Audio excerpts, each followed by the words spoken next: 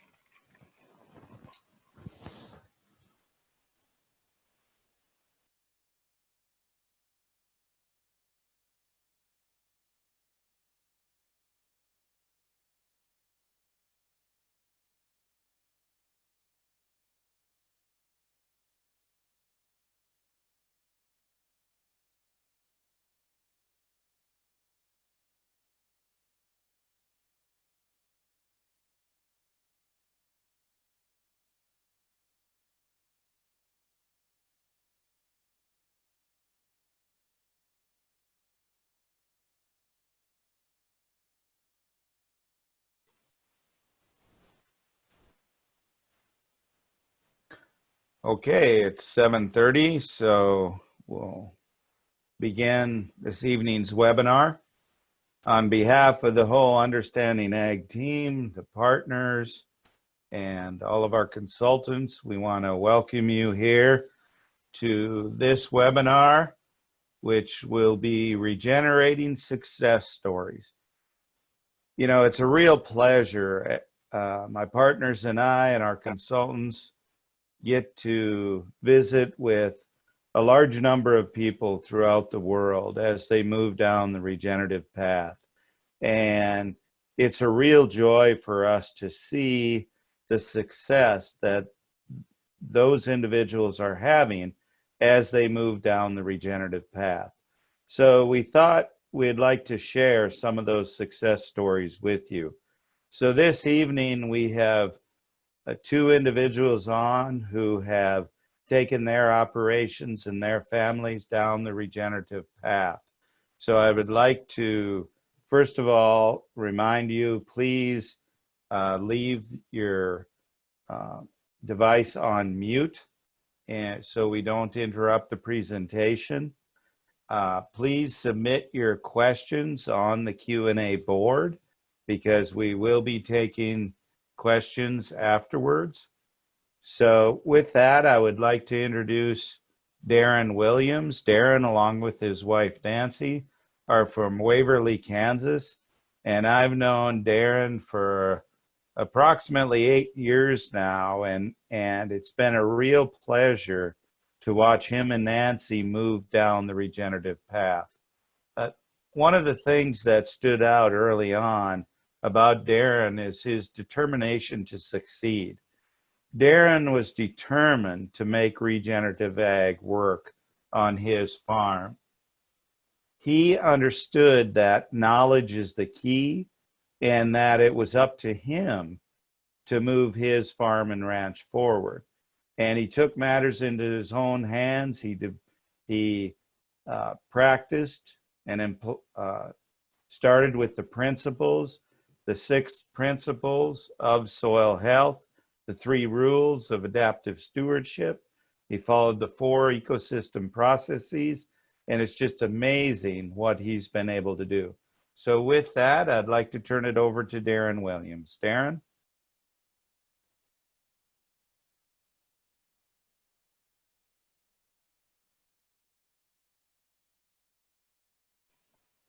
Kathy, do we have Darin on? I'm checking. Just a moment, please. Okay.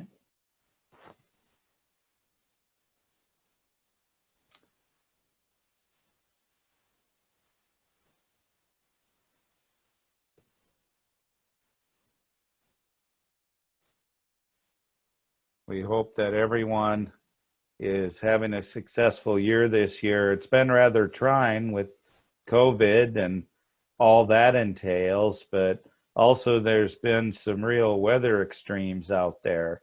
Record rainfall in some areas, very dry in others. Here in the northern plains, we're having record heat this summer.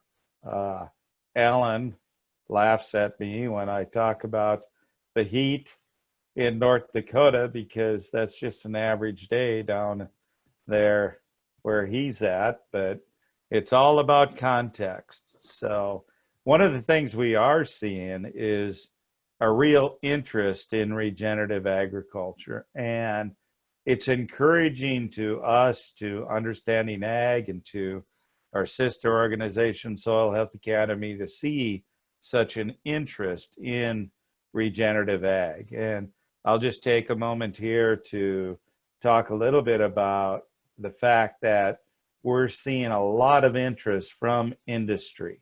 Many of you are aware of the work that Understanding Ag is doing with General Mills, and General Mills has been very supportive of regenerative agriculture.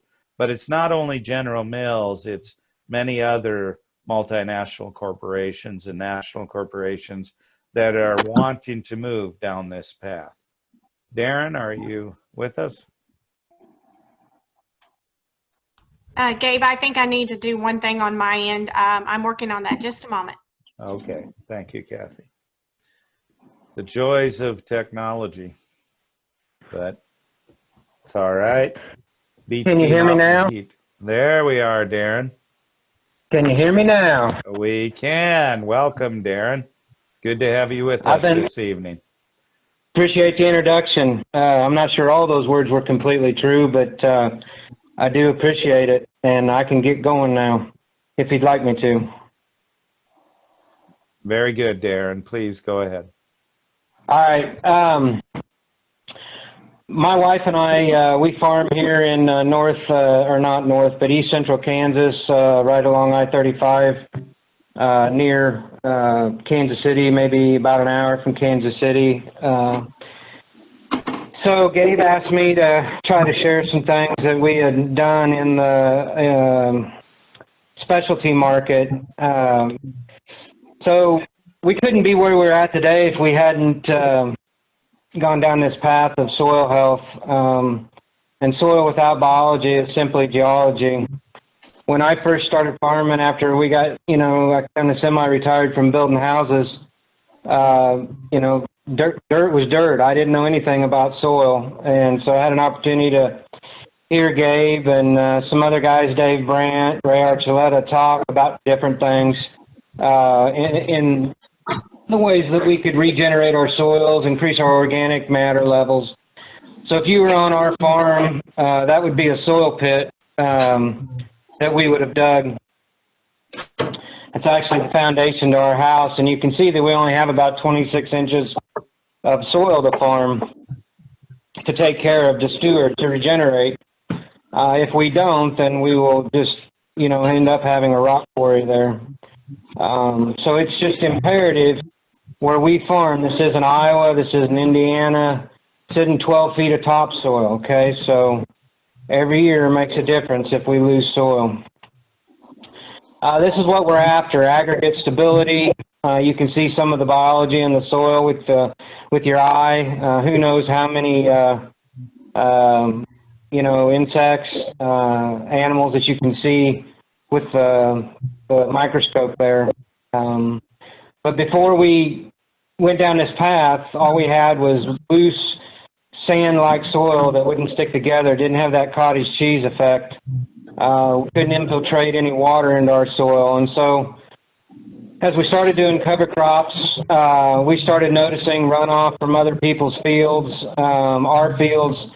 The jar on the far right there is our first time doing a cover crop with no-till. In the middle, you can see my neighbor's no-till, and then another field that was close by that was complete tillage. You can see quite a difference. So right here, you can see the runoff of the soil from my neighbor running into our field, and you can see the runoff of our field, how clear it is. You almost could drink out of that.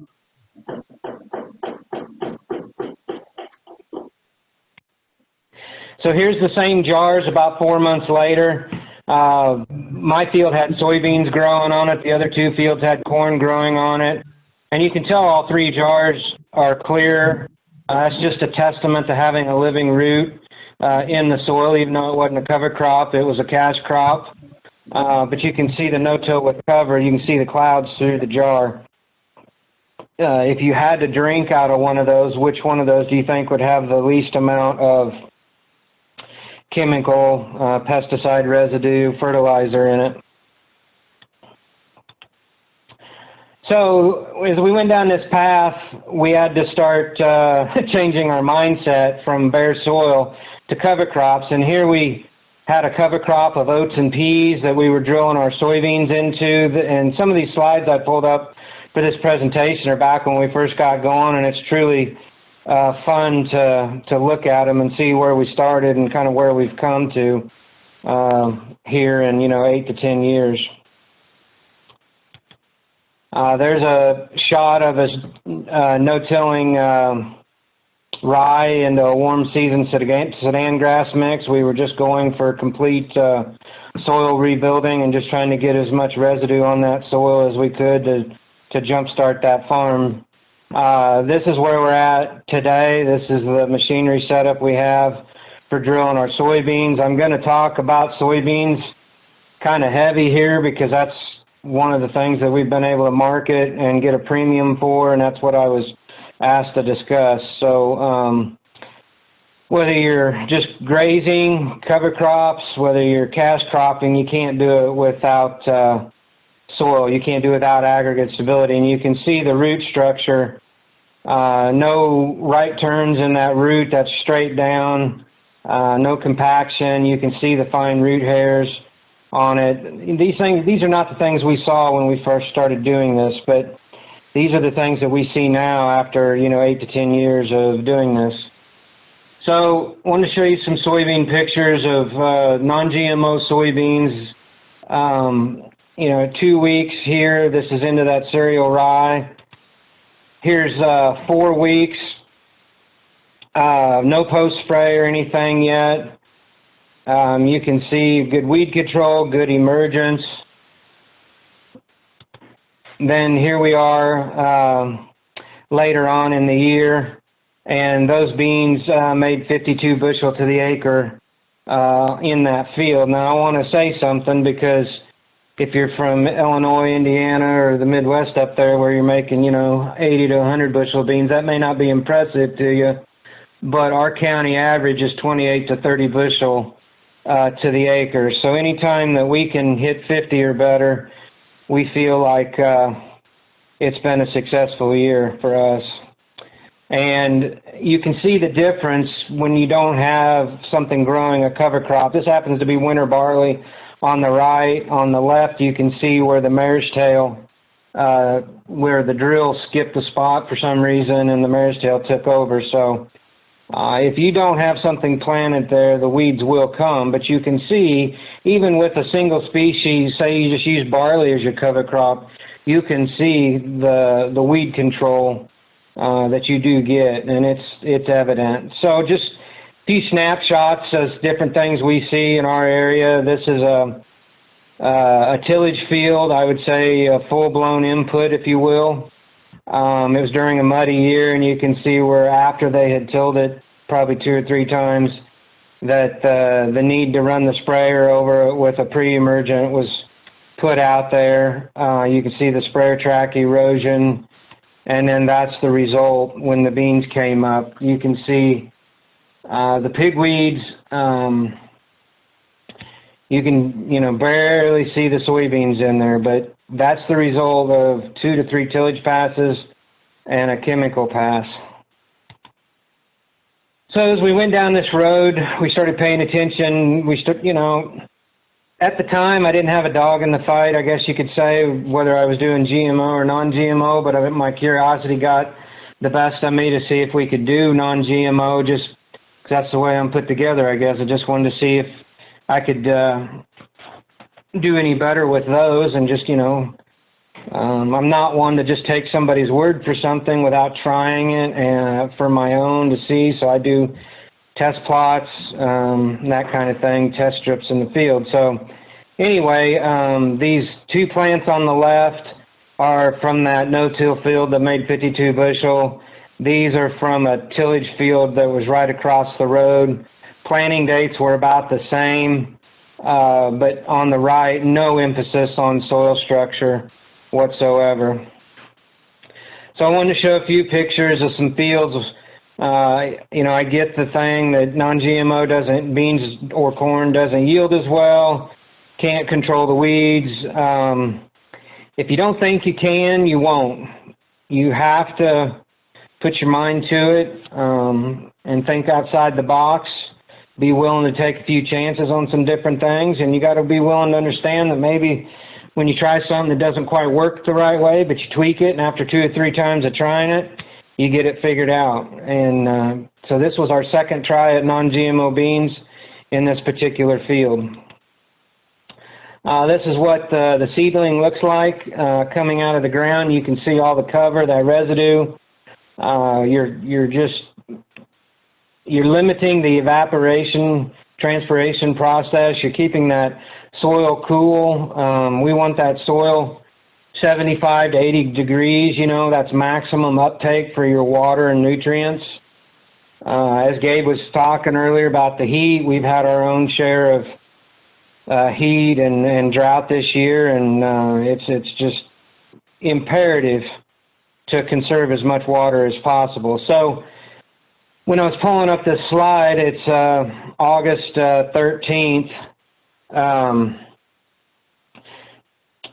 or August 15th, 2013, and this is the first field of non-GMO beans I did, and there was like 15 acres, and it made 51 bushel, and up to that point, I hadn't done a whole lot of no-till, did a little bit, but I had never harvested 51 bushel beans. The best beans I'd ever harvested in my life up to that point was 40 bushel beans back when I was in high school. So when I did 51 bushel non-GMO beans, no-tilling, it was just, of course I was ecstatic and thought, here we go. So we took off on the non-GMO quest, and these are some pictures of the root systems that we see nowadays. Good friend of mine, Mike McDonald, was with us when we pulled that picture, or he took that picture, I believe, when we pulled those roots up. That soybean plant had no seed treatment, no root enhancer, no nothing on it, and you can see the nodulation, and we just, you know, we never used to see anything like that in the olden days of doing the tillage. So here's a variety that I produced for this seed company, Emerge, you know, back in, I guess it would have been 2015 maybe, when we got down this path. They actually needed somebody to produce that seed. That was the first year they came out with it. They couldn't get anybody to plant it. And so I was able to get all the seed that they had, which was maybe, I think, 80 bags. And I planted it sight unseen, not knowing what the soybean could do, but I knew a company needed it, and I was willing to see if I could make it happen.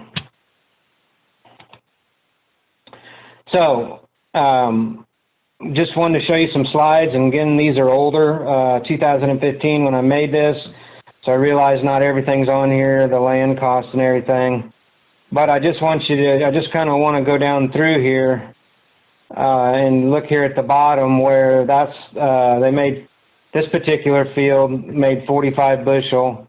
The cost at the co-op where I could have sold them was $8.50. And then the premium that we got was $11. So even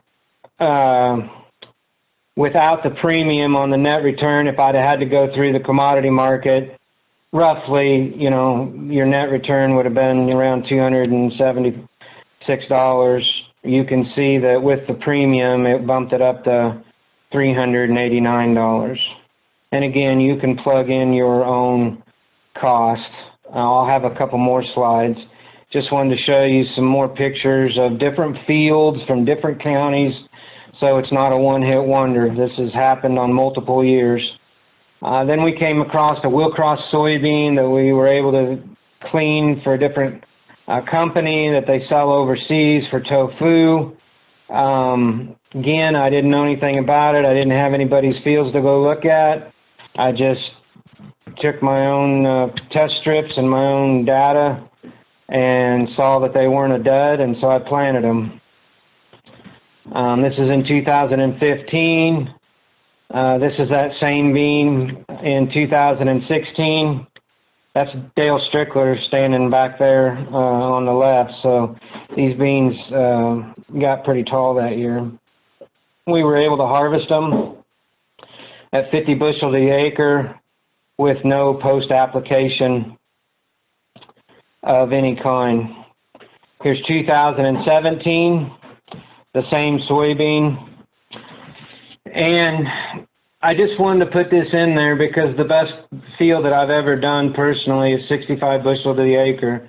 And that's on, you know, the 76 acres where I was cutting those emerge beans. And you can see where I had the seed cost, the cover crop. If I would have, I did spray a post spray on that year, but you can see that if I hadn't had to do that, I would have gained another $40 to the acre. And I put cash rent in there at $60.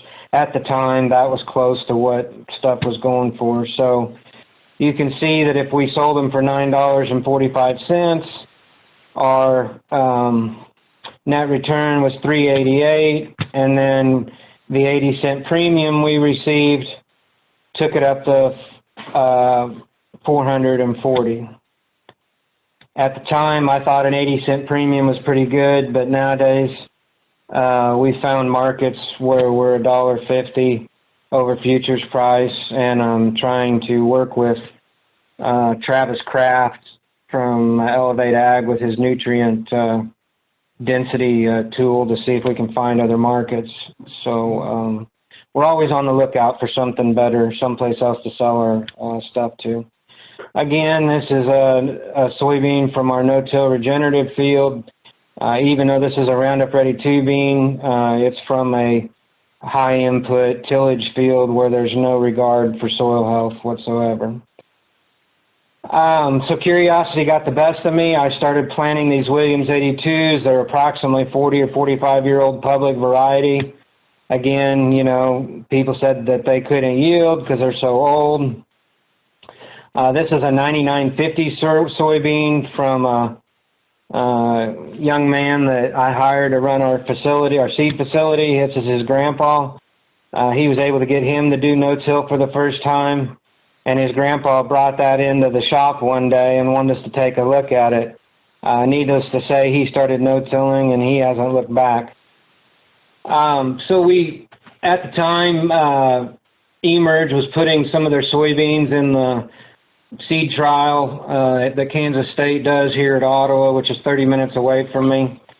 Lots of times when I put my data up, people think it's skewed or don't pay attention to it, but this is K-State's own data. They did the plot, and you can see this Emerge soybean made 65 bushel that year. You can see the traded soybeans. Even the public experimental they put in there was pushing, you know, 59 bushel. So I just put this in there to tell people, you know, just because it's conventional doesn't mean that you're not going to yield. So neighbor had some Liberty links that he let me go over and pull some plants. Not long-term no-till and doesn't use cover crops. Once in a while will no-till. These on the right are my Williams 82s that I planted here at my house. You can see how the soil was sticking together. Just the eye test, you can tell which plants have more pods on them, and the planting dates were very, very close together. And again, these fields were right across the road. So when you're bored and you don't have anything to do and you're kind of goofy like me, you start pulling pods off of the plants and counting them. And one of the complaints I've been getting now that we've started selling soybean seed through our facility is that some of the different genetically modified soybeans are producing an unbelievable amount of just 2 bean pods. And so I started pulling some of these plants and counting them. And so you can see over here on this Williams 82, again, remember this is a public variety that you can keep your seed on that is 40 to 45 years old. And there was 48 3-bean pods on it and 13 2-bean pods. Then you can see the Liberty Link, how many 2-beans and 3-beans in both of them. It way outnumbered the Liberty Link particular soybeans that year. And that's not the only time we've seen that. We do a lot of pod counts. So we went down this path of trying to find other varieties of soybeans to produce for people, because my goal became who's going to produce non-GMO seed and who's going to do it in a regenerative fashion on no-till soil for folks that want seed grown that way. And so that's why we started our seed company, Natural Ag Solutions, LLC. And so we have several different varieties of non-GMO soybeans that we grow. We work with K-State. They give us, not give us, but they work with us and get us the newer varieties they're coming out with. And then I grow them, and this year we're growing actually 2 new ones. So the livestock component is huge. We try to run livestock on every acre we can. You know, this particular field where these British white steers were grazing right here at my house. And, you know, this year I have beans out there. So when I can rotate cows and maybe take a year off from cash crops, we'll rotate cows through there, or sheep or whatever the case may be. We want diversity in our land. We want options. We don't want to be stuck in the mindset that we just have to do plan A and we can't be flexible to go to plan Q if we have to. So here's some wheat we harvested. I'm just trying to show these slides to show that no-till regenerative ag doesn't lead to less yields. It doesn't lead to less profit in your pocketbook. We've seen actually the opposite of that. So here's a field in Coffey County. I threw this slide in here of some non-GMO beans in 2017. You can see again the numbers there, the cash rent, the cover crop. 945 was the, you know, the selling point at the co-op. 1025 was where we sold them at. So you can see we went from $319 to $361. What I will say, and then I'll get off the soybean thing. Those soybeans that we produced for emerge that year, the 4765, I showed you that we had an 80 cent premium in there. Actually, that year we had almost a $6 premium because they needed the seed, and we were able to negotiate a price of $15 a bushel for those soybeans. So that was one of those one-hit wonders that probably won't ever happen again. I'm just saying, folks, the mindset has to be, is there somebody else that I can sell my grain to? Is there somebody else that wants beef grown a different way? What does the consumer want? And then you look at your farm, is it feasible for me to try that? You know, do I have a big family? Do I want my kids to come back to the farm that my grandparents are handing down? Do I want to keep it in my family? Yeah, and I think most people do. So here's the data on the Williams 82s that year. They made 35 bushel. They didn't make 50, but they did make 35. I put seed cost in there, even though I don't have any seed cost in them. And you can see that, you know, we were still able to turn a profit with them. What I would say as I'm wrapping this up is I built houses for 20 years and I enjoyed most of that time, but I missed the farm because my passion when I got out of high school was to be on the farm and make my living here in the community that I grew up in, because to me, I think Waverly is the best place there is to live. And I wanted to do what I could do to you know, further our community. And when I met Gabe and I learned his story, and I went to Dave Brandt's farm and heard his story. It gave me hope to know that while I may not achieve everything they've achieved, I can be Darin Williams and achieve what I can achieve on my farm. My soil top might not be the same, my weather is going to be different, but not backing down and not taking no for an answer, I guess, is the attitude I had. So the wildlife component is unbelievable. I could spend hours talking to you about deer if you wanted to, but it's just unbelievable what we've seen around some of these fields with the quality of the deer, the quail, the turkey. And, it's just amazing. You can take an average hunting property and turn it into a great one. But I'll leave you with this last slide. Much can be learned now if we don't forget the lessons of the past. And my wife and I just are very appreciative for the people who we've come across in our lives that are older than us, who've tried to teach and help us along the way. And we've had our fair share of the people that want to poke and laugh because we do things a different way, and that's just life. But I just would tell the young kids out there, if you're fortunate enough to have somebody around you to teach you, soak it up and listen, and don't be a knothead. And to the older crowd, be willing to teach these young kids if you can find a young kid that wants to learn, because that's how this next generation is going to make it, is by us being willing to pass on what we've learned and just not being conformed to one mindset and being willing to learn and do different things. We grow turkeys and chickens, and we do different things on our farm, but we try to market everything we can to the consumer and stay out of the commodity market as much as possible. And sometimes we do have to sell some things in the commodity market, but I would say 90 to 95% of the time we can find markets for our products. And the times are tough, grain prices are what they are, but I'll leave you with this. Through the last couple of years, before the COVID virus, we had this deal with China and them not buying the grain and the trade deal and everything. But the non-GMO demand stayed as higher as it's always been through this whole thing.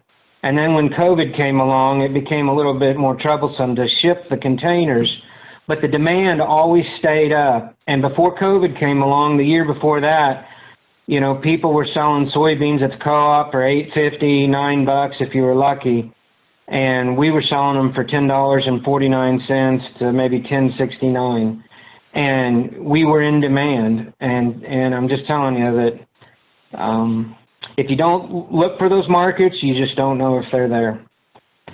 With that, Gabe, I'll turn it over to you guys. Well, thank you, Darin. That was an excellent example of a family moving down the regenerative path. If you would, Darin, would you share the story with our listeners today about how many phone calls you made the first time you planted that non-GMO crop? Well, I actually can't remember, but it was a lot.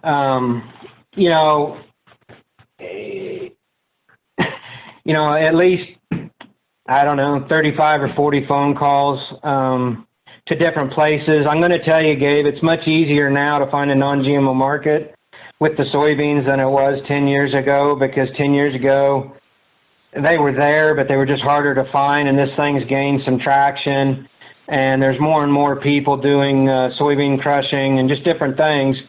So it's become easier, but I'm fortunate because I get this. I'm fortunate because I only live 35 minutes from the intermodal at Edgerton, Kansas, and that's a new shipping port that they put in maybe 5 years ago. I've lost track now, but a lot of the non-GMO shipping distributors love to ship out of there. So just like in real estate, location's the key, and some folks aren't as close to a distribution point as they would like to be, but even if you can't capitalize on the premium, you can capitalize on the seed savings and still put more money in your pocket. And I would throw this out there to the folks.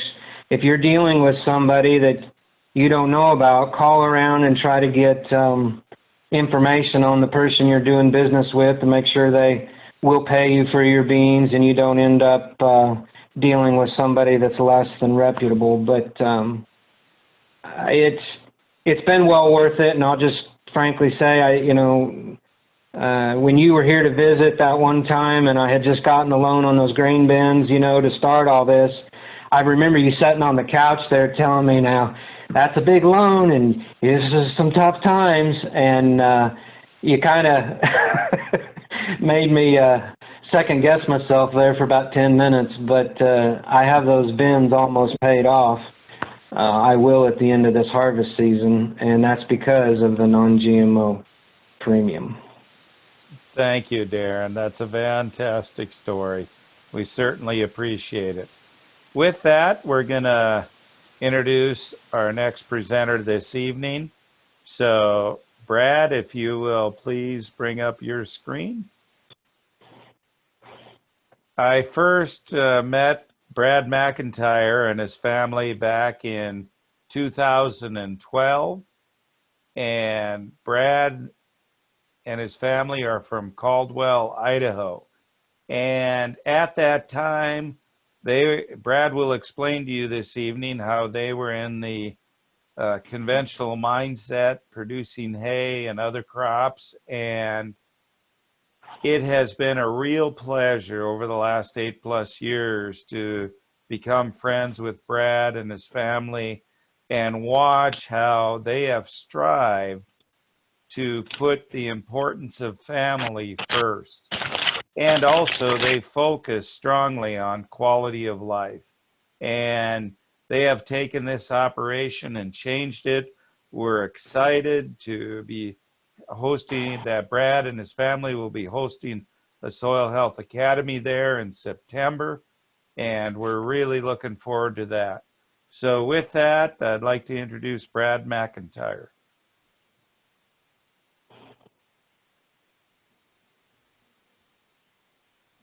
Brad?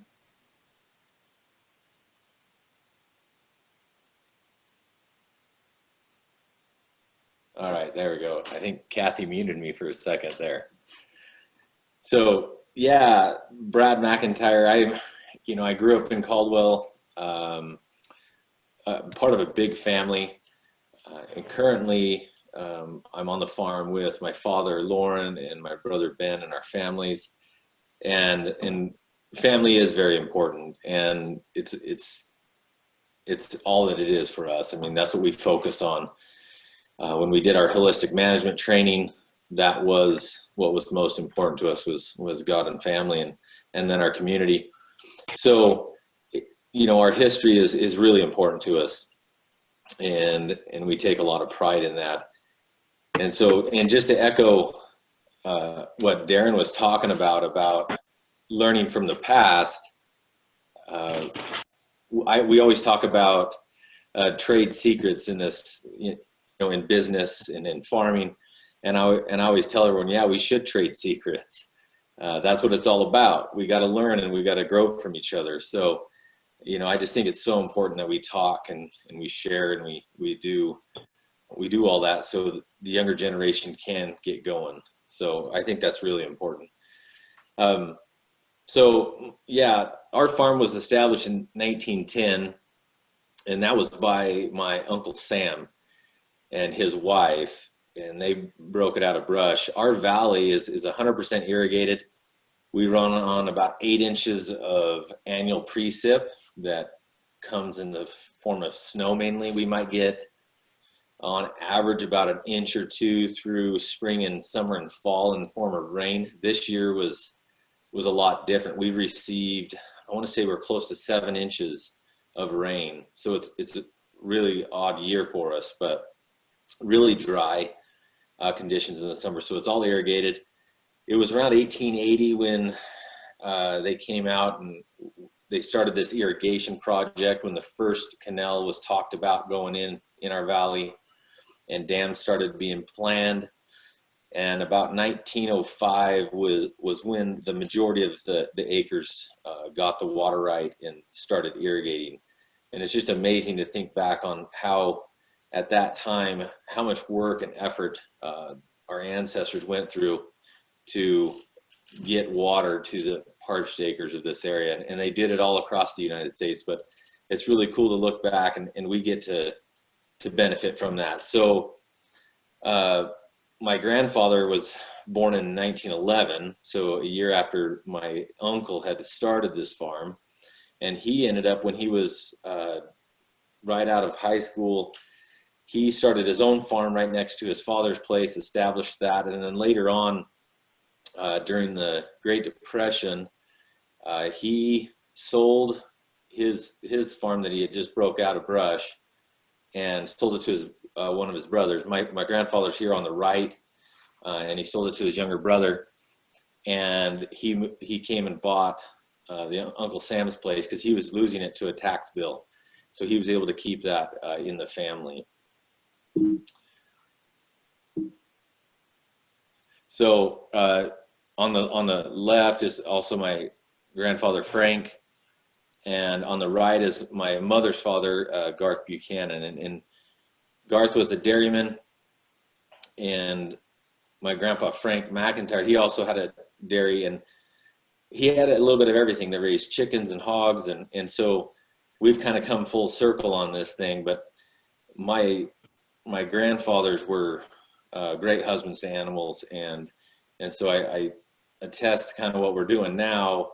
We're kind of going back into our grandfather's footsteps. So we're really pleased about that. So we love our family. This is a picture of me and my wife and our children. I got 6 children, and Ben, he has 4 children, and my mother and father there in the center, in front of one of our chicken tractors, and overlooking our farm there. And that's in Caldwell, Idaho. It's right close to Marsing in the Snake River Basin there. So we love it. We consider that one of the best kept secrets in Idaho. So like Darin said, he loves where he came from. There's no place more beautiful. I feel the same way about where I live, and that's what's awesome, is because we love it. We love our family, and that's what makes it enjoyable is working with them. So Gabe had asked me to talk about why we wanted to change, what got us into soil health, and where we're at.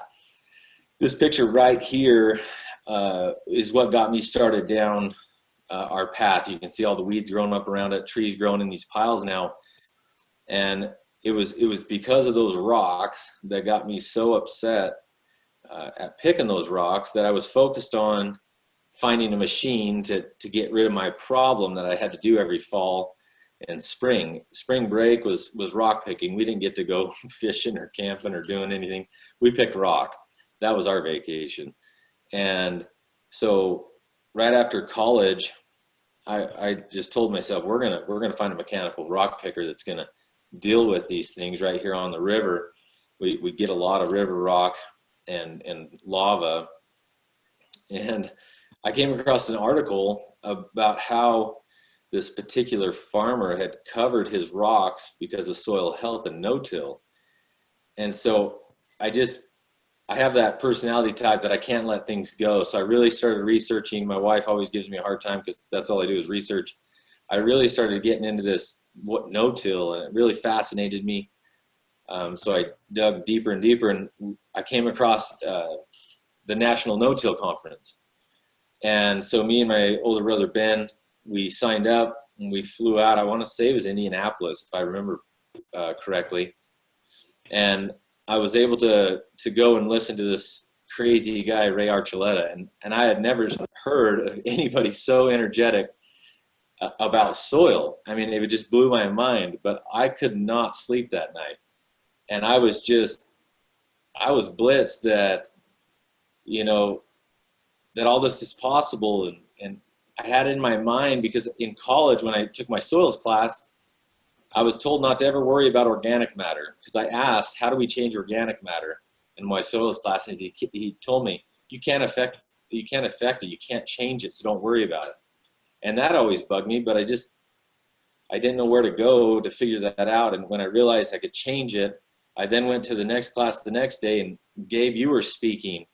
And I don't know if you remember, I came up to you and got your number, and I probably bugged the crap out of you.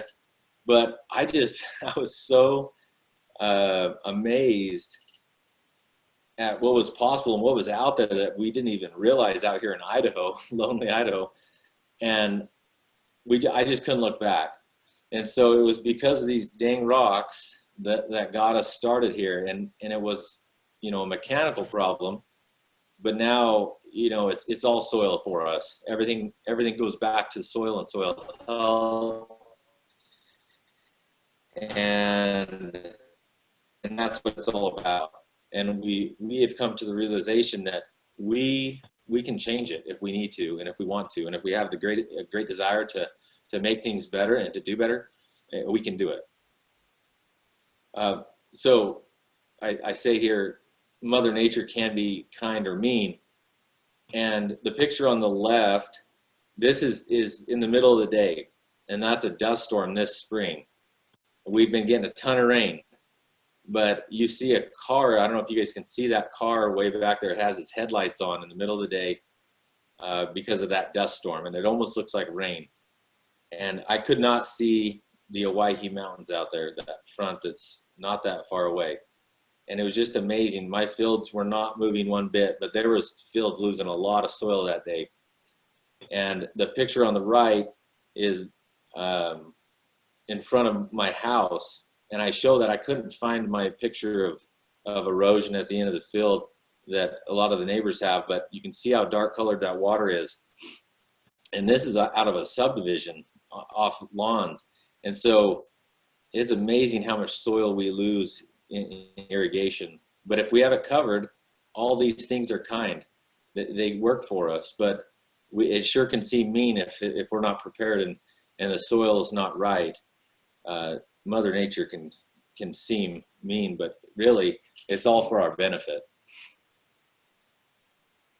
So some people on here might have seen these slides before, but Marlon Winger, he made these slides on our farm. And this is the first cover crop, multi-species cover crop that we did after wheat. We were always doing one or two species. That year we had a big fire out on the Owyhee front, and there was a lot of displaced cattle. And so I contacted one of the ranchers, and I put in, I want to say it was like 100, I can't remember how many acres he might say on here, but there's a lot of acres we put in, and we just went for it. And he has the plant date of August 10th, but we started actually August 1st and went through the 10th. And the first planted ones had this highest dry matter. The crazy part about planting date in wheat, and I'll stress it here too, there was a 4-ton difference on dry matter in those 10 days of planting time.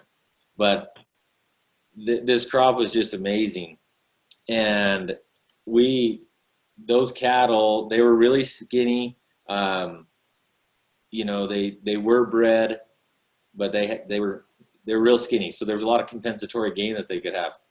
But we put them into that cover crop, and they were very wild. But within just a couple days, they'd really settled down, and we started moving them. We were given 3-acre paddocks, and we just kept moving them. We bought that new fencing, and everything was new. You can see on the picture here on the right, we had them under some willines, and we had never grazed around willines. Well, we came back the next morning, and our willine was in pieces, and we realized that we had to fence that off. That was a big mess. We got her put back together. But I like this picture too, because it's kind of shiny, and it shows we had amazing manure and urine distribution. And those cattle, we took a little too much, as I'll show you here in a little bit. The worms just exploded, but it left the soil pretty bare because the worms just went nuts. And this was under a cow patty, all those worm counts, because that was about all that was left. So they're focusing on those cow patties, but we had so many baby little worms explode that year. And that was when it really hit home to me. We were doing a lot of things right from 2009. We had implemented no-till, and we were seeing little changes, but not until we did cover crop, multi-species, cattle grazing it, you know, lots of good manure and urine distribution, all those things together when we saw the underground livestock explode and really see a big change in our soil. And that's what really got us excited. It was when we saw everything come together. It wasn't just no-till. It was everything combined, and it has to work in harmony. So during that grazing experiment, there was a couple areas of this field that had really got plugged in. And I mean, for us, it was about 6-8 inches deep is how deep they were sinking. We had an inch rain, which seems silly, but to us, that's a huge rain. And we were nervous. And Marlon came out, and he's crazy about soil health, and I always throw him under the bus here, but he said, I really think you better till that 5-acre strip there. And I was like, I don't know, I think this might be a good experiment. Wonder if we just drill through it and just see what happens. And as you can see, that was the biggest corn yield we had on our farm to date. So I echo Darin, I haven't seen a yield reduction going to no-till with cover crops. Going to no-till without, we were kind of maintaining our yields, but no-till and cover crops, our yields have went up. So almost 270 bushel corn, and through that strip in the combine on my monitor, it went down 5 bushel is all, and I could not till. You could never pay that back. So that 5 bushel in that little strip, it showed to me how resilient the soil is and how forgiving Mother Nature can be. And who knows what's going on in those hoof prints and with biology. I don't understand all that, but we haven't seen that come back in our soil. We've never tilled it, and that field is still doing well. So, you know, Gabe had asked kind of, you know, where we are now. This is, I like to do farm trials, and this is on one of the corners of our pivots. It's, everyone talks about 60-inch corn, and so I like to always be different. So we're on 30-inch here, and so I did 3 on and then 2 off. So I have a wider cover crop, I guess, area to get sundown. And so I have more planted area. And so the idea is to move that seed into those 3 rows, leave off the 2 rows, plant a big diverse cover crop. And so I planted some BMR millet here mixed with actually Chaos Garden seed. I had some Chaos Garden seed mixed from green cover left over. So I mixed all that together and put it in here. Things are doing really well. It's amazing how big it's about anywhere from waist to chest high, and so the corn seems to be doing really well. And I should have let my wheat get a little bit bigger before I rolled it over, but I was starting to get bare ground, and so I never like seeing that. So that's a picture I took today. That's a squash leaf that's about, I don't know, about 5 times the size of my hand. And there was some chart in there that the leaves were probably 2 foot long. I mean, it's just amazing how big that stuff is getting. The picture on the right is about 4 weeks into it. So the picture on the left is a little bit bigger. But it's just amazing how everything working together is going. And I just look how dark those leaves are. I mean, the system's really cranking along. And I haven't got all the way off of the fertilizer train yet, Gabe, but this field's got 80 units of total nitrogen, and things are looking amazing. I don't see any nutrient deficiencies, and so things look really great there. Another one we do, we are always trying to look for those avenues too of where to sell things besides our animals is in seed. And so we grow some brassica crops and some triticale. And so these are two, I guess, accidents this year with hairy vetch. They came up in my cover crop seed. So we're learning how to harvest those together and how to get them separated. My guy that does all my seed cleaning, he's probably going to hate me after this year, but they're going to be harvested this week on the trit side, and on the brassica side next week. And so these are some pictures of them growing together. And we're really excited about this because vetch by itself is really hard for us to get a decent yield. But I think the kind of future for us is that vetch growing up on that plant and harvesting together and having a, you know, just like our cover crops, you want everything, you don't want a monocrop out there. So how do we, you know, harvest together and keep multiple crops going? And so with a good seed cleaning mill guy, I think we can get this done.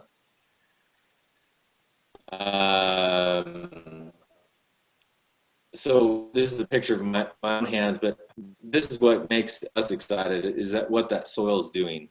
We're really starting to see that change, and it's that dark color coming to our soil.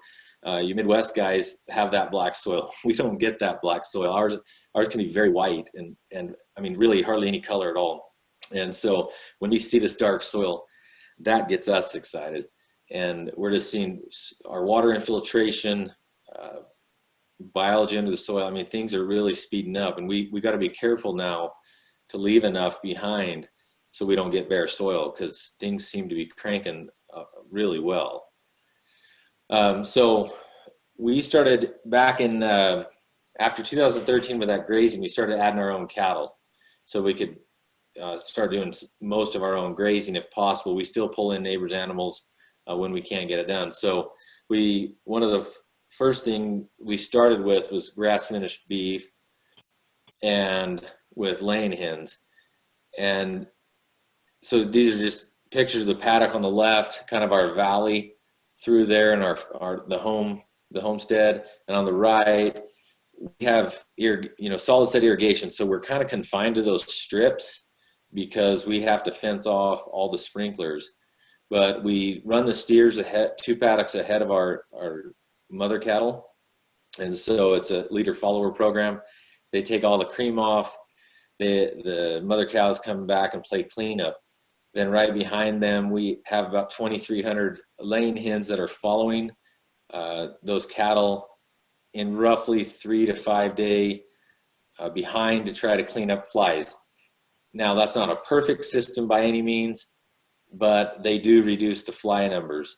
There's a noticeable difference when the chickens aren't right behind that herd, and if we have them on another pasture, we can see a difference in the flies. We still deal with the flies like everyone else. There still can be a problem at times, but they do a real good job of spreading that manure out. They really can move those cow pats about 4 or 5 times their normal size. They spread them good. And so it's kind of a pasture sanitation and nutrient spreading crew. And so yeah, we started with the grass finished beef, and started with a lot of Angus and Red Devon genetics. And then we started this year bringing in some what they call South Pole, trying to get better fly and better heat tolerance, I guess. We don't have any trees. As you can see, it's pretty bare out there, and with irrigation it's hard to have trees. So with our lines, that's in the ground, so we're looking to genetics to kind of help that. And people tell us that we can use shade structures, but that costs money. You got to move them. And anyways, that's where we're going now with the beef. We pulled in the pastured pigs deal, so we rotate them in their own area. We've tried putting them out. They're pretty hard on the land. My dad, he's been very open to all of this, but moving them in the cropland in no-till was they were the nature's plows, so that wasn't working good. So they have their own part of the farm, and we rotate them.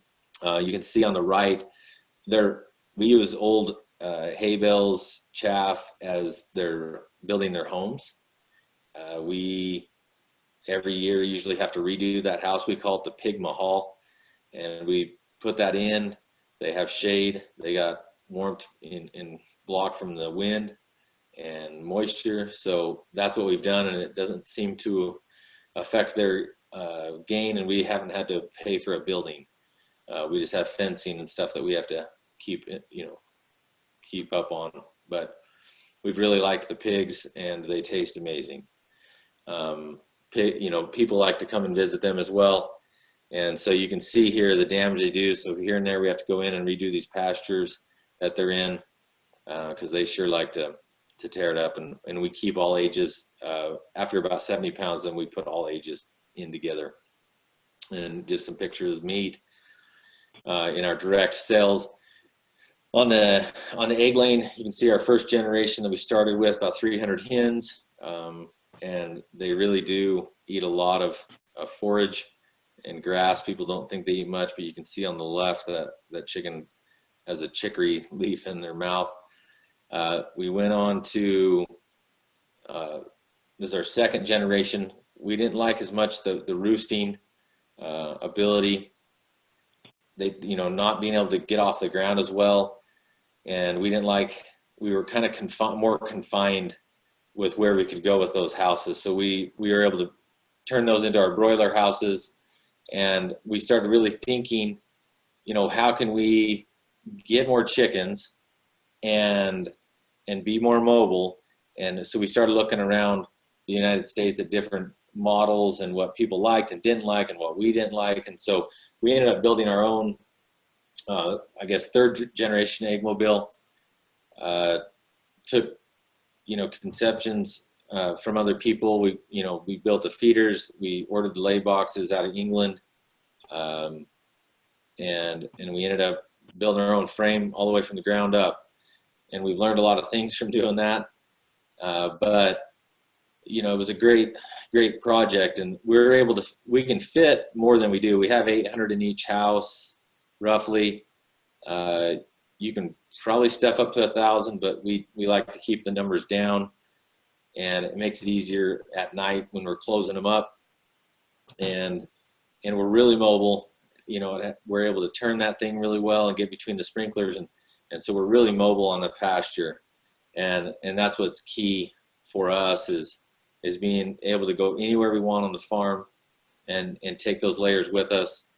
And it provides everything they need, all the shade that they need, all the feed. There's water in there. The water runs down each side, so it's really level, weight-wise, across the whole house, and the feed's down each side. So they just have access to everything, and so we're really pleased with how those houses are working. We ended up building a winter house, just a hoop house with about 2 foot of wood chip depth. That's where they stay in the wintertime when things start freezing up. Bring in here, and they have access out the back to pasture. And just some pictures of our packaging. This is a new broiler house that we built this year. It holds around 500 broilers. There's only half of them here right now. We ended up having one of the houses empty, so we just split the group up. So we built these. They're 15 wide, 60 long. And we actually pull them sideways so that the broilers don't have that far to walk, and we move them every day onto new grass behind the cattle, bring the cattle in and graze around them and move them. So the cattle just got done grazing here, so anyways, the grass is just starting to grow back for them. So these been nice. They don't move in the wind as easy because they're really heavy kind of base to them. And the chickens have seemed to do really well, and so we're selling the meat as well from these now. We do our turkeys. They have about 12 acres to run around on, so they're kept away from the chickens because we've had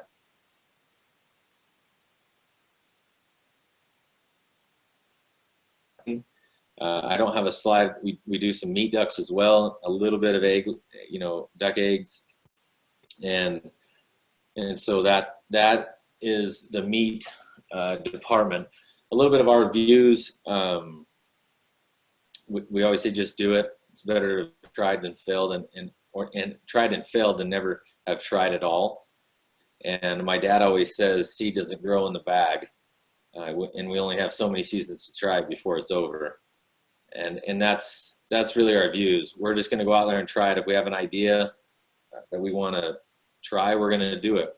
And we have to be careful on how crazy we go. But for the most part, we gotta fail. If we're not failing, we aren't trying hard enough. And so that's what we want to do. And we just want to have that soil covered. We want to have something living all the time. So we'll throw anything out there. So, and this is the last slide. This is what's coming forward. And I know Gabe will talk more on this, but Gabe, you got any? I guess I'll turn it back over to you.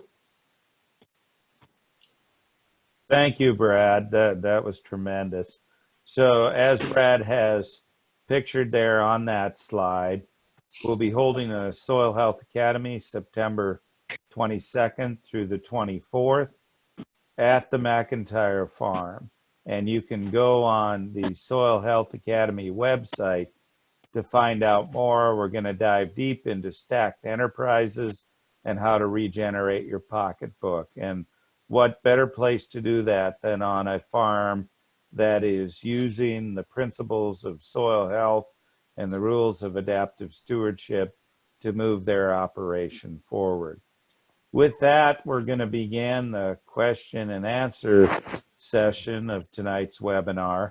And so I'm going to start with this one. Please type your questions in on the Q&A section.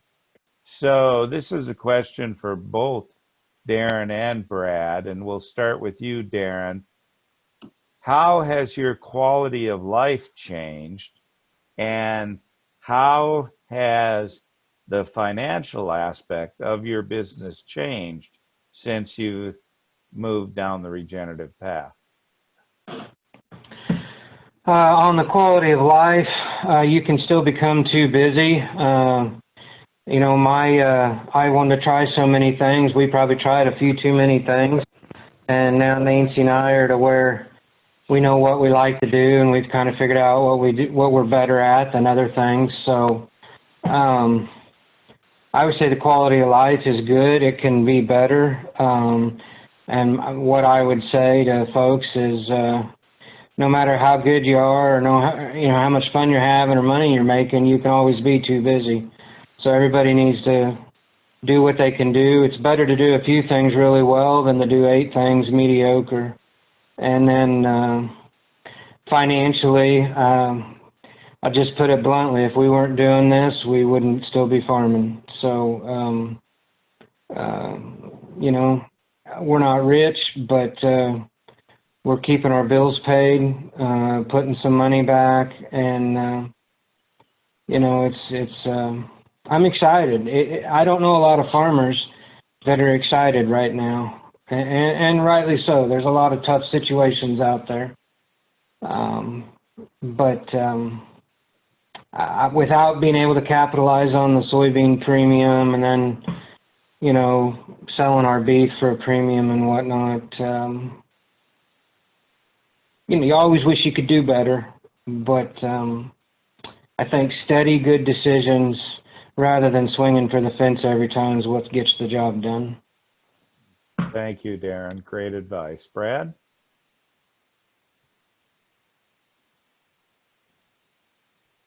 Oh, is Brad on mute? No, I might have some internet problems. I didn't hear all the end of that. Can you hear me okay? We can, Brad. Okay. So on the quality of life, I agree with Darin. You can be way too busy.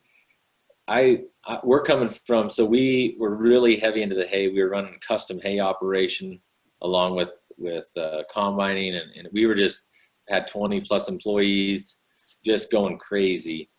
and day and night, always worrying about the employees that were out and about, and we've since shut that down. We have a little bit of equipment to do our own, and that stress load right there alone has made life so much better.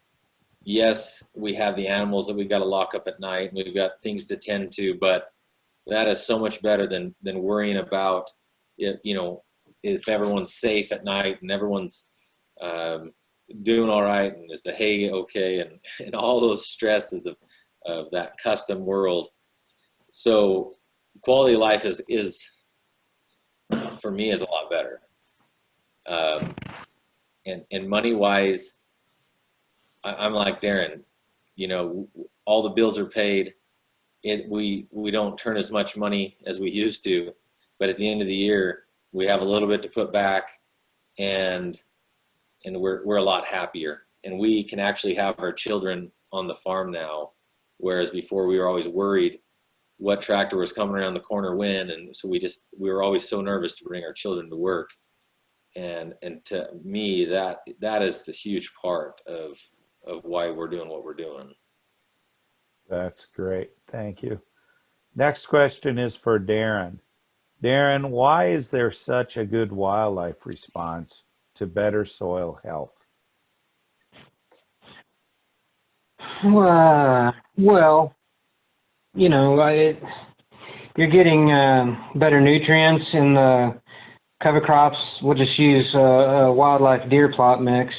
There's no question you're getting better nutrient density in the grazing, whatever it is, whether it's Sudan grass, millet, turnips, radishes, wheat, clover. Anytime you can provide the habitat for the quail, the turkey, the fawns to avoid, predator, situations, it's just unbelievable. We're seeing, on some of these deer that on a couple of our farms, we're not big mineral feeders.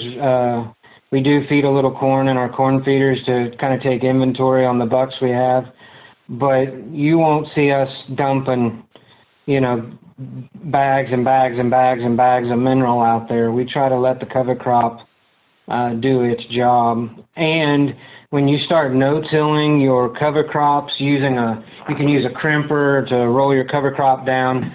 When I first started doing deer plots, we would disc them up, and then it wouldn't rain, and we wouldn't get a stand. The same things we saw in our cash crops. And so there's a lot of years when it's dry, we'll have deer plots when maybe the neighbors won't. And, that's really unfortunate when the deer want to come to our property instead of staying on the neighbor's property.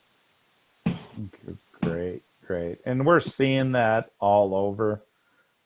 As you improve soil health and ecosystem function, the wildlife knows where the nutrient-dense food and forages are, and they're going to gravitate to that. The next question we have is from Bob, and Bob asked this. I think you both are grazing cover crops. What style of fence are you using? How do you provide water in the paddocks? And are your fields isolated, or are you adjacent to major highways that require good fences? We'll start with you, Darin. We use the poly wire. I think it's nine strand woven poly wire. We use the Stay Fix fence chargers. I use an 18 joule charger. I like running semi-permanent high tensile wire if I'm going to leave it there semi-permanently. The answer to your question on the highways, yes, I do. I have 2 pastures next to large highways, and I have a six wire barbed wire fence around the perimeter of those fields. My watering system isn't as sophisticated as some of these great grazers that are out there, but we try to rotationally graze as much as we can. We don't get on every acre because not every acre has fence or water, and not all of my farms are connected to each other. I actually farm in 4 different counties, and so I have to be a little bit pick and choose where I can graze and where I don't. Thank you, Darin. Brad?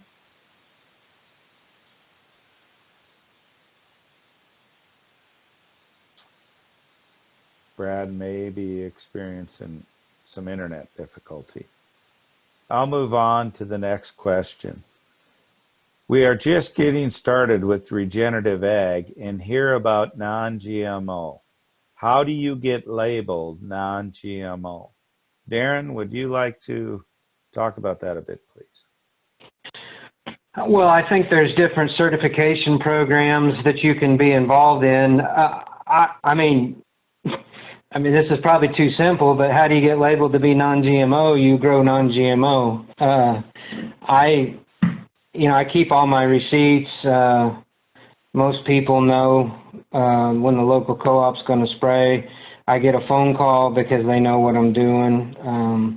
I post some signs at some of our fields, with information on different soybean varieties or corn varieties. But I know there's, I think it's called the Non-GMO report. There's a way to become certified non-GMO through that.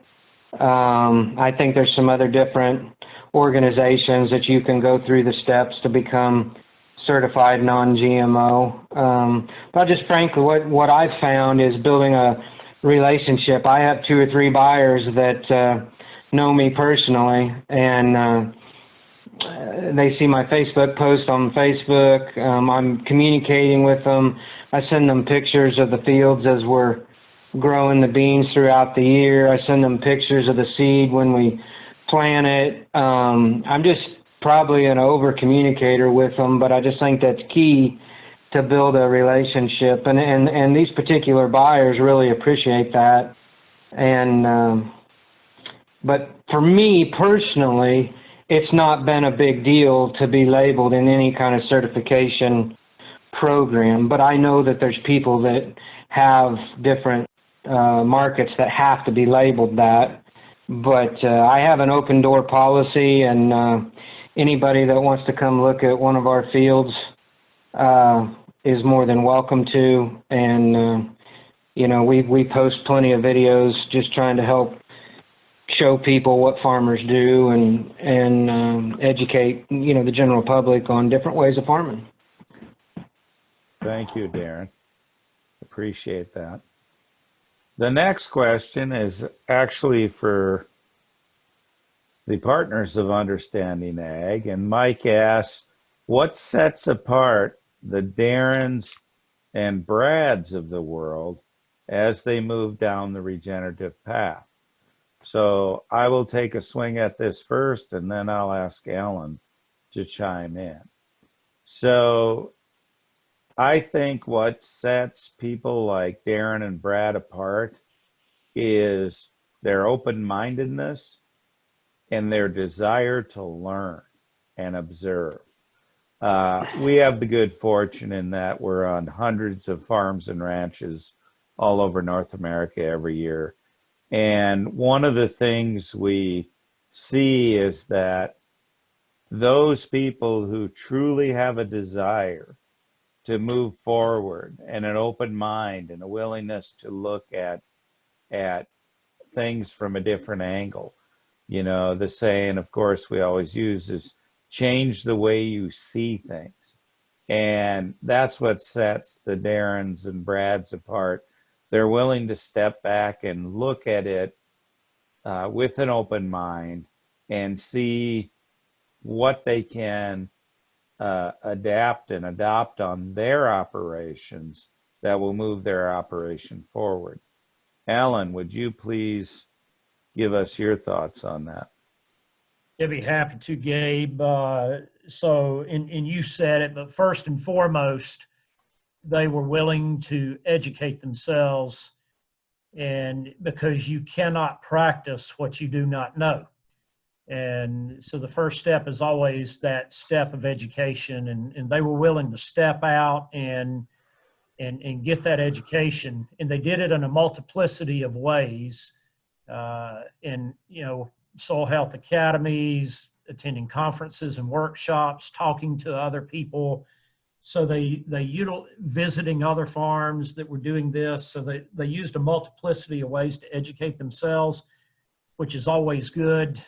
Secondly, they were not afraid to fail. And Brad even said it, you know, when he said that we try every year to fail at something because we know that we're really trying at that point. So they're not afraid of failure. And that's a key characteristic of success, to be quite honest with you. The third thing is they were able to overcome peer pressure. And Gabe, you know that that is one of the biggest barriers in farming to adoption of regenerative agriculture, is just simply the peer pressure that you get from potentially your own family at times, from neighbors, from friends, from everybody that sells you something. Unfortunately, it even comes at times from your extension agents, from universities, your lenders. So there's a lot of peer pressure coming at you from many different ways. And Darin and Brad and all of the Darins and Brads of the world, you know, they were able to overcome that peer pressure and not let that suppress them. Right. Thank you, Alan. Next question is from Simon, and Simon asked, is the price premium for soy because it's non-GMO or due to the nutrient content? Darin, turn that one over to you.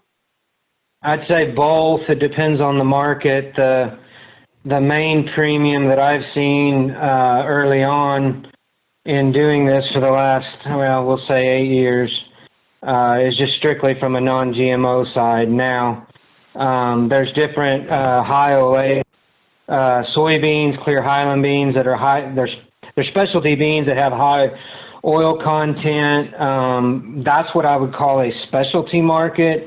And in those markets, I've grown some of those soybeans and seen a $2.50 premium over the futures price. But those are specialty markets.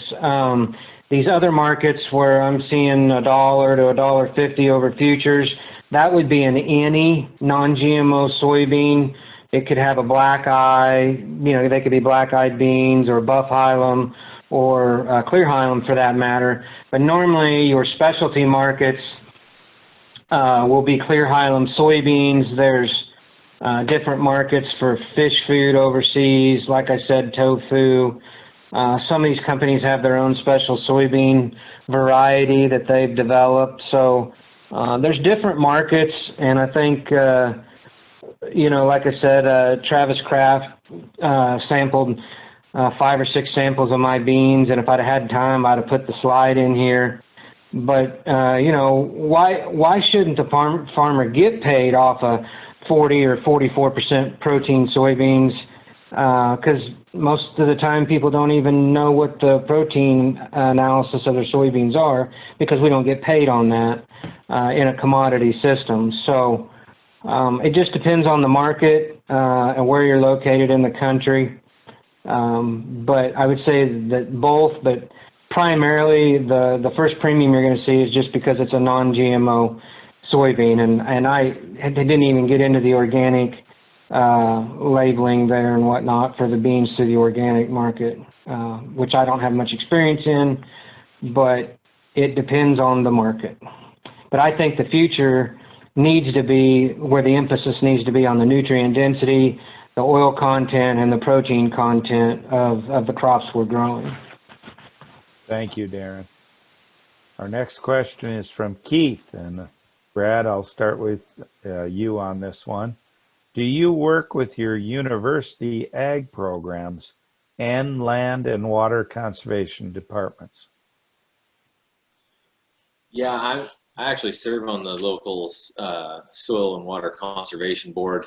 And so we, in the beginning, when we were putting a lot of our pivots in and taking our furrow irrigation out, which did help us a lot transition to no-till. Furrow irrigation and no-till is more difficult. It can be done. We used, we worked with the NRCS a lot, our soil health and water conservation boards, and did a lot.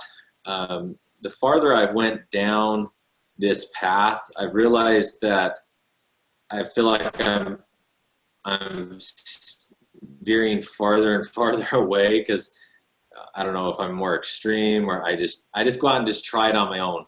And they're always asking, why don't you come and talk to us about it? And sometimes I don't want to be held back by some of those rules that they've got. And so we don't trial real big, but we just kind of go out and do it on our own. And so I haven't used them as much lately. Maybe that's a bad thing, but I just kind of, we're just going down this road.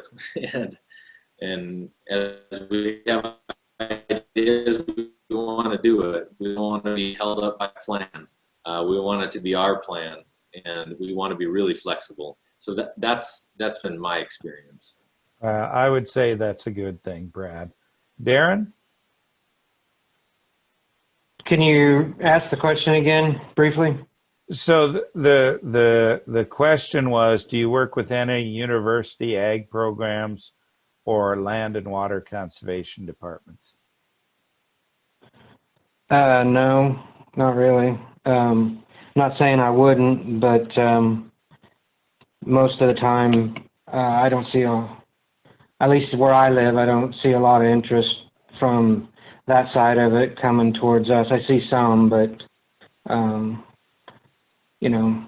my view's always been, I'm going to do what I'm going to do with regenerative ag, whether university agrees or the water department agrees, but definitely would do my part to promote soil health and regenerative ag if one of those organizations wanted to see what we're doing and work with us. That's a great answer from both of you. And Darin, I certainly appreciate that it's a willingness to share. And that's one of the things we see from all of us going down this regenerative ag path, is the willingness to share our experiences with others. The next question is from our friend Scott in Minnesota. And Scott asks, can you think of a time when you experienced yourself or someone having the aha moment about soil health, nutrient density in food, etc.? Please share the context of the situation and any factors that helped it happen. Brad, I'll start with you on that one. So this was when I experienced this with my father. So when me and my brother came back from that first national no-till conference, we were just so excited, and my dad was looking at us cross-eyed. But he didn't tell us no. He just was pretty skeptical, but he did allow us to have one filled. And he's just looking at us cross-eyed. But we ended up being able to go and witness the rainfall simulator together. And I had previously saw this, and it was so impactful to me. But as I sat there with my father and watched that whole demonstration go down, and hopefully everyone that's listening has seen that, but as those different soils were set out, and we were looking at the no-till and tilled and pasture and managed, intensive grazed pasture and all these different things, and that water was splashing and running, and some was infiltrating, some wasn't.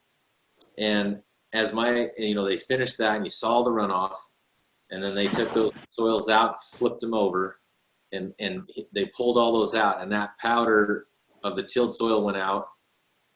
My dad, his jaw was on the floor, and it clicked, and I saw the click in his face, and he's never turned back. He has been 100% on board, and it did the same thing for me. That was one of the most impactful demonstrations for me and for our farm. And it just really drove home all those years of, the soil, is crusted. Let's go out there and bust it up. Oh, it's crusted again. Let's go bust it up. And that changed us. Wow. Fantastic story, Brad. Thank you for sharing. Darin.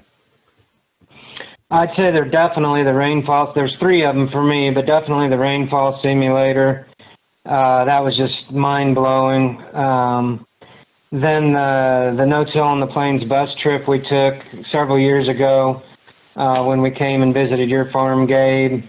I remember you showing us your no-till corn out there, and that was the first time I ever laid eyes on somebody else's field that was doing it, and it was just huge for me. I don't like reading directions. I just want to look at somebody else's what they've done, and then I can just take that and implement it on my farm. But being able to travel to farms on that bus trip and just get out away from where I live and go to other farms and drier climates and just see the attitude that people had and the things they were doing. We stopped at Green Cover Seeds way back when they only had 2 or 3 buildings at the time, and we toured their farm and we saw what what Keith and Brian were doing. And then I would say the third thing is, my dad's given me great opportunity to do what I do, and I don't ever want to be a disappointment to him. And so I really try hard to do the best that I can do because of the opportunity that he's given me in a lot of areas of the farming. And when we were cutting 65 bushel beans, to call him and see the excitement with him riding in the combine and the yield monitor never going below 60 from one end of the field to the other for about an hour and a half, to see the excitement, him videoing it and sharing that with him, it gives you a sense of accomplishment that you're doing something right, that, yeah, this can work. And that was a big moment for me, just to solidify that after, 5 or 6 years in that field of no-till, that we were on the right track and we could make this work.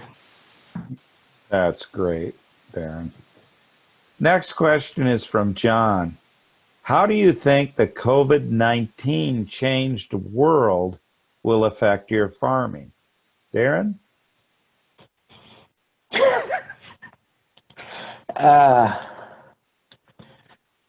Well, let's just start with the obvious. It made it harder. We cleaned close to 60,000 bushel of soybeans at our seed facility this year that were to be distributed overseas or within the country. And obviously come probably, January, February, the shipping container overseas thing just got to be a logistical nightmare. But the demand was still there, so that became a problem as far as the shipping and everything goes.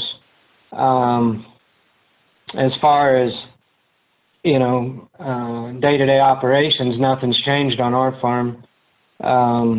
As far as going to work and, trying to make our immune systems as healthy as they can. Look, it's like this.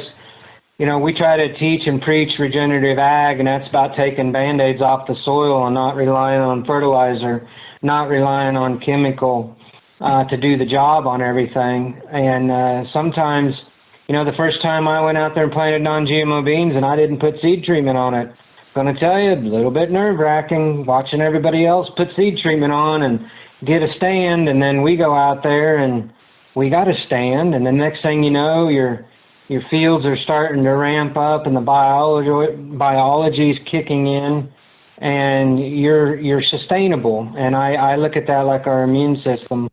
It has to be healthy in order to fight off not only the COVID virus, but multiple other things. But it clearly put a hamper on our shipping. That has settled down since then and whatnot. Thank you, Darin. Brad? Yeah, so since we were so heavy into this direct to consumer meat business, our meat sales, I would say our egg sales were always greater than our meat sales. And for that first 3 weeks to a month, that continued, but the meat sales really started ramping right then. And our meat sales have been absolutely insane for what was normal for us. And we have captured so many new customers, so many customers that are just so excited. And that's what's, for us, it's when you get those emails and those text messages about their health and how they haven't gotten sick and how they attribute it back to healthy food and healthy soil. And that's what really gets us pumped. And so COVID's been amazing for our meat business. You know, commodities in general have struggled with that. And that's why I'm so glad to be where we are, but also to be weird. You know, it was talked about earlier about, you know, being the talk of the coffee shop. We've always been okay with that. We've always been pushing the envelope anyway. So we just keep the coffee shop busier. And it was amazing. I have a really good employee, Shad, and about a week or two into this, he came up to me one morning and he says, "Hey, how does it feel not to be weird anymore?" And I'm like, "What are you talking about?" And he said, "Well, I see every farmer on Facebook trying to open a website and sell beef direct or sell pork direct. How does it feel not to be weird anymore?" And it just really tickled me because it's true. I don't know, probably between 20 and 30 phone calls for those first 2 months of people just like, "How do you do this? How do we get started?" And it's like, now you want to know. now you care, kind of, you know. And so I was happy to teach them, but sometimes it's a little too late. But a lot of people did sell quite a bit. They were able to get it started, and it's cool to see customers come to the farmer, no matter what label or what you're certified as. I'm glad people are getting to know farmers, and that we're not crazy, we're not weird. You know, just go know them, get to know them, and get to know their practices and love that. And so, commodity, that'll all get fixed, and whatever's going to affect it will affect it. But for my meat business, COVID-19, it's putting a damper on the eggs. The restaurants aren't going, and that's fine. We're getting through it. There's probably 15-20% of the eggs aren't sold, but the pigs are really happy, and so life is good. Well, thank you, Brad. It is really refreshing to see a change of mindset among so many consumers that as terrible as COVID is, consumers are beginning to realize that their health, the immunity that they have, is directly related to what they put in their mouth. With that, I'm going to ask Alan to briefly explain what we're going to be able to talk about and see at the Soil Health Academy that we're going to hold at McIntyre's in September, and how we're going to talk about this direct marketing and these stacked enterprise systems. Yeah, I'd be happy to. So for each of you on the webinar this evening, you got an opportunity to see the various enterprises that Brad and his family have deployed on their farm. So obviously you'll be able to see the integration of these various livestock and cropping enterprises, which is exactly one of the things that we want to be able to illustrate to you and show you firsthand how you can do this. You can do it effectively and efficiently. You can do it profitably, and you can do it in a way that that everything works in synergy with each other. One of the things that all of us have experienced that have moved to stacked enterprise or multi-species type operation is that you are compounding the benefits, and you are able to make much more rapid progress because of all the varying impacts that the different species bring to the landscape. So over the course of the 3-day academy, we'll be emphasizing that, illustrating that, showing you that. You'll be able to, use all of your senses. You'll be able to see, to taste, to touch, to feel, and so forth. We will be going into quite a bit of detail about how to set up stacked enterprises on a step-by-step basis.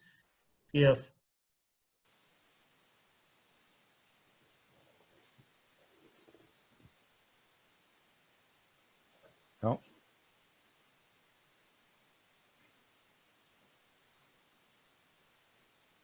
Did we lose Alan, or is that me?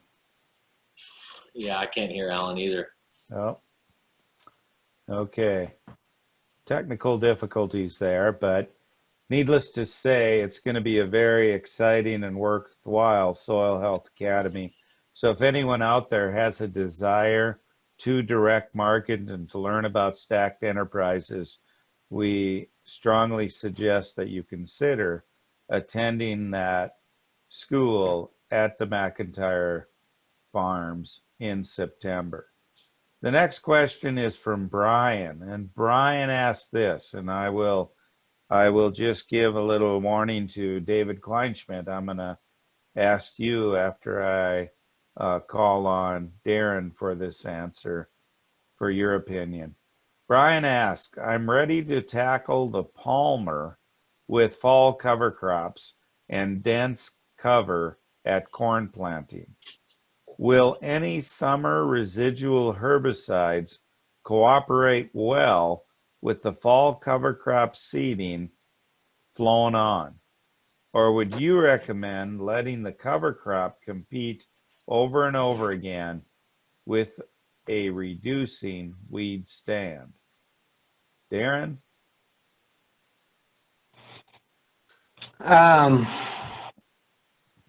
We fly on triticale or rye in our corn. We also drill it after we've harvested our corn so that we can plant soybeans into it the following year. I've not seen, any. I'm sure there's chemical carryover on different chemicals. It just depends on what the person's using, but I don't use anything that gives me any carryover issues as far as, corn chemical. There are residuals if you put them down too late, like in soybeans, like if you put residual like prefix down too late in the year, it can have carryover for your corn coming up next year. So the key to a good weed control is thick stand and a good even stand, whether it's rye, triticale, oats, or the combination of the three. It's critical to not have a weak stand and a thin stand, because that's where your pigweeds and palmer amaranth and stuff can get in there. But clearly, if I was attacking non-GMO crops and I was not using cover crops, I would be at a huge disadvantage in weed control if I just had to solely rely on chemical. So it doesn't scare me to grow non-GMO crops using cover crops. Thank you, Darin. David Kleinschmidt, are you on? Yes, sir. Darin, he addressed that very well. A couple things that come to my mind is when you're flying on a cover crop, generally, especially over top of a corn canopy, I generally end up increasing my rates by almost 40% to get an adequate stand. And depending on where Brian's located there in Kansas, what the rainfall is, or if he's got pivots, you're really solely relying on rainfall at that time to be able to get that cover crop up and germinated too. So, you might even have to increase your rates a little higher for that, or, wait until after harvest and drill in a good stand. And the biggest benefit to using cover crops to suppress out weeds is patience, and letting that cover crop mature up and rolling it down provides a lot of benefit of protecting that soil profile too, and suppressing out those weeds. So letting that cover crop mature is big. Now, and doing a combination of cover crops and a residual herbicide program. You know, let's say if Brian happens to be on the western side of Kansas in a more dryland area, and if it is non-irrigated, those herbicides are reliant on rainfall to be activated generally. So, you know, if you're spraying them on top of that cover crop residue, you're probably not going to get that soil activation for some of those root and shoot inhibitors to even be functional at that time anyway. So you'd just be kind of wasting your money. But it's still layered a mode of action out there, I guess. So if it puts your mind at ease, put maybe a group 15 dual or something out there early on to try to help suppress them, then so be it. But, you know, as we're looking, you know, I think Tennessee just announced that they found some palmer that was resistant to dicamba here this past week. So, you know, our mode of actions that we have going forward are becoming increasingly limited against those hard to control weeds like palmer.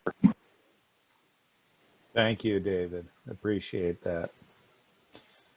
Next question, also from Brian. Is there a list of Western Kansas aerial cover crop seeders? I don't know if Darin or David has an answer to that this evening, but we can certainly get back to Brian. Gabe? Yes. I don't know if there's a list of aerial applicators out there in his part of the world, but depending on how many acres he has, you know, if he's got 1,000 acres or so, boy, there'll be an airplane that's willing to come in and fly that. Mm-hmm. But the biggest concern in that part of the world, though, is there's a lot of wheat raised as well. And with flying on rye, you might get into your neighbor's field a little bit, and you could have a little bit of a controversy there. Right. Good point. Darin, do you know of any? I'm sure there's, you know, a list. I mean, usually the local cover crop dealers know who's flying it on, or the local co-ops have aerial applicators that fly on, you know, fungicides and stuff, and a lot of those guys will still fly on cover crops. At least that's the way it is around here. But usually there's local people that know, you know, who the applicators are. Thank you. And I would just mention, Brian, if you would want to send an email to Kathy at Understanding Ag, asking that question, we will do our best to see if we can answer that question. With that, we had some questions that came in via email, and I'm going to ask Alan, did Alan get reconnected? Okay, Gabe, I'm on. Can you hear me? We can. Okay. My internet just went dead. I'm on my phone now. Okay. And I actually can't even get back into the email to open those questions. Okay. If Kathy has them, she can ask them. But I can't even access those. Gotcha. That's not a problem. Not a problem at all. So if there are no other questions this evening, I want to remind everyone that on August 18th, we're going to be holding another free webinar with David Brandt. And David is going to share with us his 40 years of cover crop experience. All of us, I'm sure, listening in today know of David Brandt. He's one of the godfathers of soil health and cover crops. And that webinar will start at 7 p.m. And so we encourage you to attend that webinar. From all of us at Understanding Ag and Soil Health Academy, we want to thank you for being with us today. We look forward to continuing down this soil health journey with you. So with that, good night, everyone.